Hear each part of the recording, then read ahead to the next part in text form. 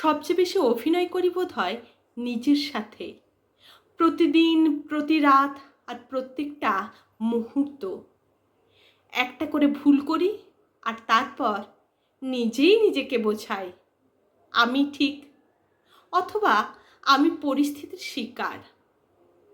আমার আবার কিসের ভুল? আমি তো শুদ্ধতম মানুষ। জীবন থেকে দুম করে কিছু একটা হারিয়ে ফেলার পর নিজেকে মিথ্যে সান্ত্বনা দিয়ে বলি হয়তো খুঁজে পাবো, কিংবা সে হয়তো হারানোরই ছিল। হয়তো কারো চলে যাওয়ার তীব্র কষ্ট বুকের একপাশে যত্ন করে লুকিয়ে নিজেকে বলি যা হয় তা ভালোর জন্যই হয়। প্রতিবার ওই ভালোর জন্যই কষ্ট কেন পেতে হয়, সেই প্রশ্নটা নিজেকে কখনো করা হয় না।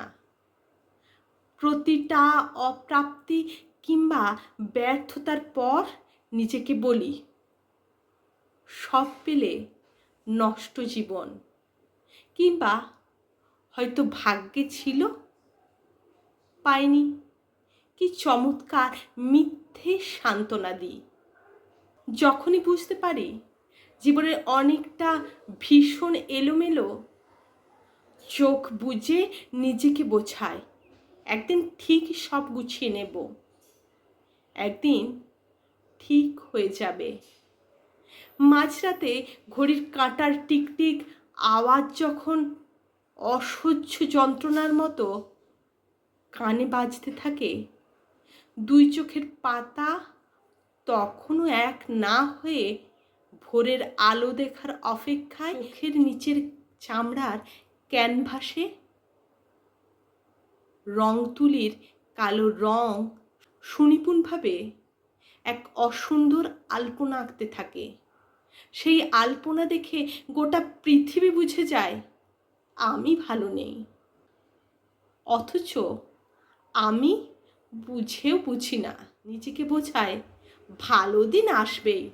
নিজেকে বলি ওই একদিন সব ঘুম ভাঙা আধ বোঝা চোখ দেখবে, ম্যাজিকের মতো জীবনের সব কিছু ঠিকঠাক হয়ে গেছে। যেদিন নিজেকে বলা শত সহস্র মিথ্যে গল্পগুলো শুনতে শুনতে আমার বেঁচে থাকা, যেদিন এই গল্প বলা থেমে যাবে, যেদিন এই মরীচিকার মতো ম্যাজিকের জন্য আক্ষেপের অপেক্ষা করতে ইচ্ছা হবে না, যেদিন মিথ্যাগুলোকে সত্যি সত্যি মিথ্যা মনে হবে, সেদিন সব শেষ হয়ে যাবে। বেঁচে থাকাটাই সেদিন পর্যন্তই।